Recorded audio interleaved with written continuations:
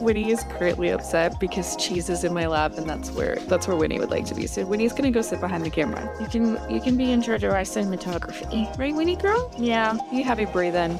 It's warm outside. Hi kids, welcome back to another pizza party. I'm Mrs. Pizza. Winnie's over there. Cheese is down here. Hold on. You wanna see cheese?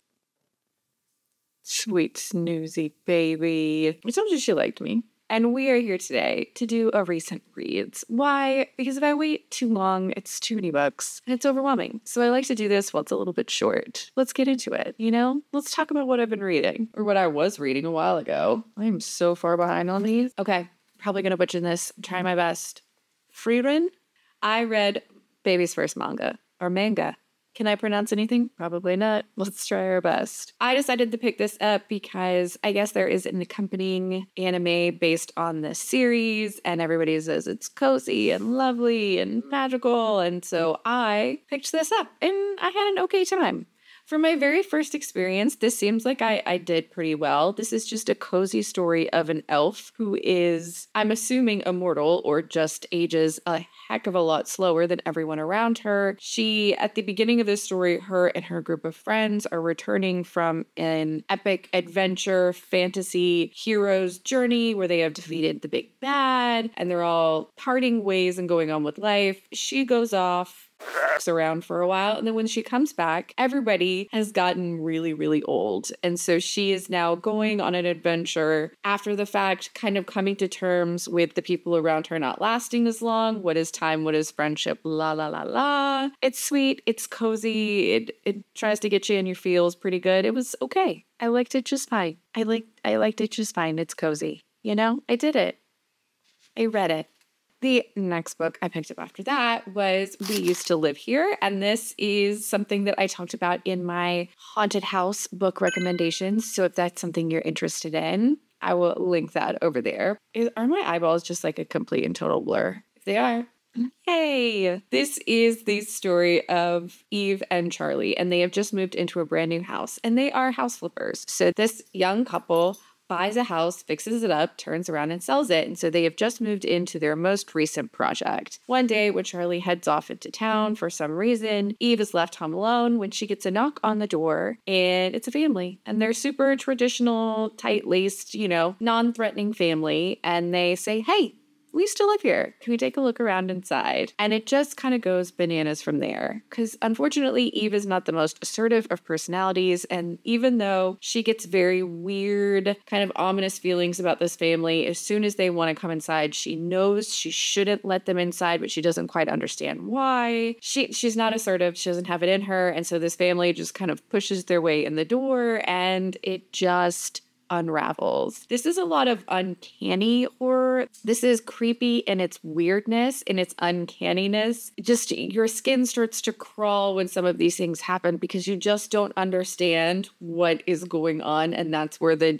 terror and the anxiety of this comes from. This was something I picked up because the rights have been optioned and it is eventually going to be made into some sort of Netflix TV movie, something. And so I had to see what all this was about. I really enjoyed this. I absolutely enjoyed this and would definitely read more from this author. Spooky, haunted house, good time. The next book I picked up after that was a novel love story. I picked this up because one of the tropes that I really enjoy in novels is being sucked into a book or transported to another world, being taken from where you live to a completely different reality. And that's kind of what this book is. See, this is the story of Elsie, and she is a super fan of a book series involving these small town romances. She has cultivated a group of friends that all do like a bookish weekend. They're all super duper fans of this series. They all usually plan this trip where they all get together and, you know, chit chat and drink and have a good friend time. But all of Elsie's friends are scattered all over the place, and her very best friend is in this relationship that seems to be moving to the next level. Elsie's best friend is about to get engaged. And so through circumstances, this weekend that everybody always has together falls apart. But Elsie decides she's going on this weekend alone then. She's doing it all by herself. She's not giving up this vacation. But when driving to this location, she suddenly finds herself in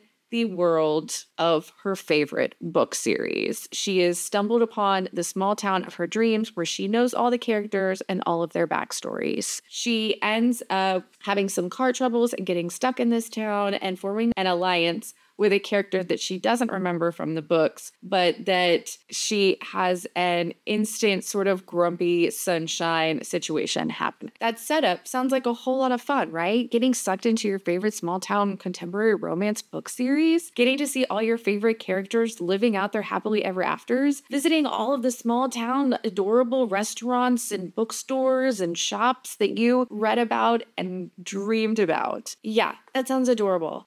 This book didn't do it for me. Even though this is marketed as a romance, there was a few things in there that I don't necessarily think they were supposed to be jabs at romance readers, but they felt a little cynical, a little snarky. I don't think they were supposed to, but they did. The romance in this was not successful for me. It started being successful, and then the third act conflict was so infuriating, and there was not a proper grovel resolution to what happens in the third act. This was a lot more about this character infiltrating her way into this small town and upsetting a lot of these characters' lives. And even though she had good intentions, a lot of the time, you're just wondering, like, why she is inserting herself into a lot of these situations other than the fact that she doesn't see them as real people. It's very strange. I didn't love it and have never read anything from this author before, and it kind of makes me think that I don't enjoy their romance voice and probably wouldn't.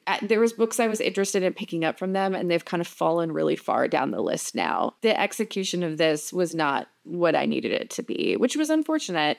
I'm sure there's people out there that are going to like this, but I just feel like it wasn't a good representation of a romance book.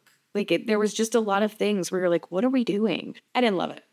There you go. The next book I picked up after that was A Sorceress Comes to Call, and this is by T. Kingfisher. This was a book that I was so excited to pick up because, in case you didn't know, I am a huge T. Kingfisher fan. I like their horror books. I like their fantasy books. I like their fantasy romance books. I'm a fan. So I was excited to pick up this book, which is touted as being a reimagining of The Goose Girl, which isn't a story that I'm necessarily familiar with, but I know and trust that this author is really good at taking some of these stories and changing the focus, changing things up enough that I always enjoy the ride. What is this book about? Well, this is the story of Cordelia, and her mother is a sorceress. And Cordelia lives a very sad life, but you learn very quickly that Cordelia's mother is not the nicest. She does this thing to Cordelia where she controls her utterly, completely. Cordelia calls it being made obedient, where her mother is so callous and without thought that sometimes while she's making Cordelia obedient, she forgets to make Cordelia eat or go to the bathroom or sleep. She's just so unaware of her daughter being a person. Cordelia's mother, the sorceress, sees Cordelia as this possession of hers that she can do whatever she wants with it. But Cordelia's mother is obviously not a good sorceress, and through circumstances ends up needing to change the situation they're in. And so she finds this man who has some wealth and seems like he would be easily influenced. And so our sorceress sets her eyes on the knight. Now, the knight is an older gentleman who also has a sister who lives with him as well,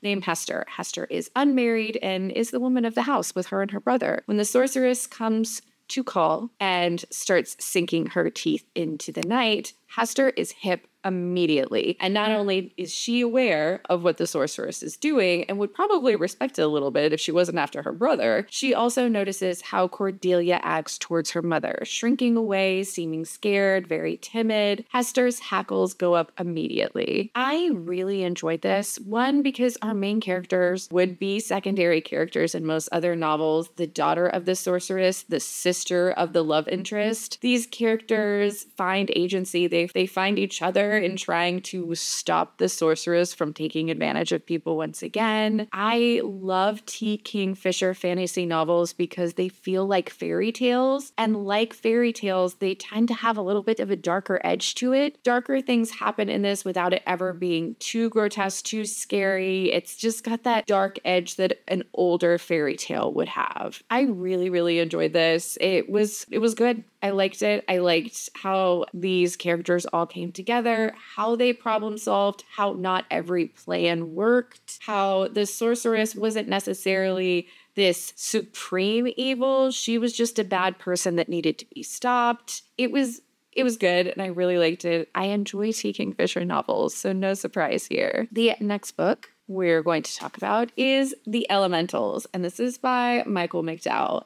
Again, this ended up on my haunted house recommendation video. This is a different kind of haunted house novel. In the opening of this book, you have a family whose matriarch, a very wealthy family, whose matriarch has recently passed away. And during the very small funeral service, there's a strange ceremony that is enacted upon the dead body. And then everybody that was present for the ceremony, save one person, all hop in the car and head to the family's beach houses. In this story, this uber wealthy family and this other wealthy family that lives next door that has married into the uber wealthy family, so they're all interconnected, very wealthy people. This group of family and friends all travel to the beach houses. There are 3 beach houses in this very remote area. They have to take special cars to get there at certain times of the day. The tide cuts these houses off from any other land. They kind of become an island all to themselves. And one house is inhabited by one family and the other house inhabited by another family. And then the third house is vacant and slowly being devoured by the sand. Nobody knows who owns the third house and nobody goes inside. And then you have this group of people that are all existing, just lounging, and I keep wanting to say like rotting in this beach house. It's so stiflingly hot and surrounded by sand. The humidity is so unbearable. Sometimes you can't do anything in the middle of the day. Sleeping sometimes is uncomfortable because it's just so hot when the air isn't moving. And yet there's this ominous house being filled by sand. There is history to these houses. Slowly things start to happen that the people don't necessarily trust if anyone experienced something strange. It could just be the heat. It could have just been your imagination. This was a really fun time. I enjoyed this. I was a very quick read. I flew through it and I enjoyed being told, instead of a haunted house surrounded by spooky, misty forest, a haunted house in that unbearable heat surrounded by sand. And the last book we will talk about is The Witchwood Knot, and this is by Olivia Atwater. Olivia Atwater is the author of, if I can reach it, Half a Soul. This is part of the Regency Fairy Tales, I believe is what the series is called.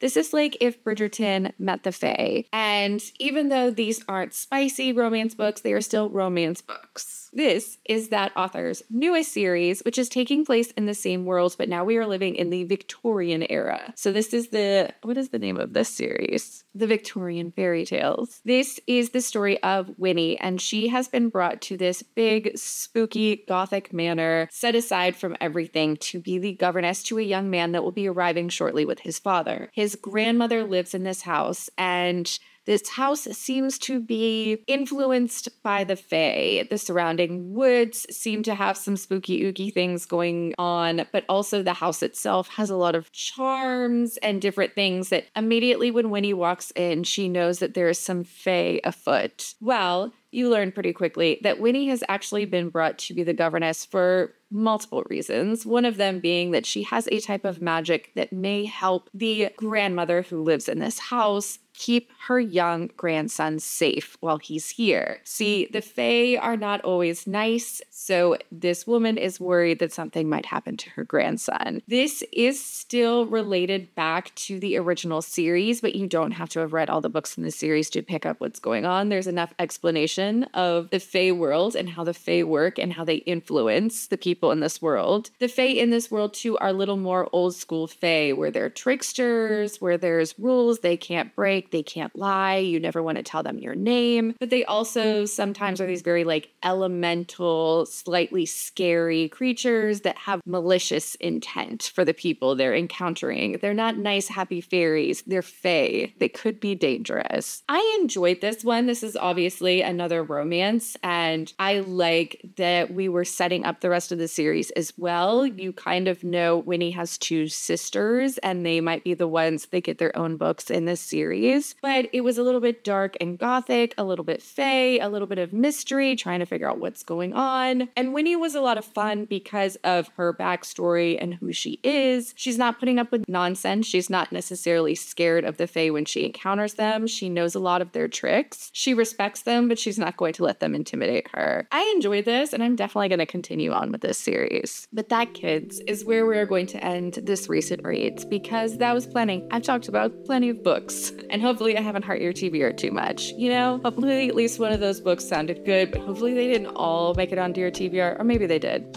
And if they did, I'm happy for you. We're all just living with these TBRs the size of a house, you know? If you had fun hanging out with me and the dogs who slept this entire time, please subscribe. I hope you're reading good books out there wherever you are, and I'd love to hear about them. And I'll see you next time.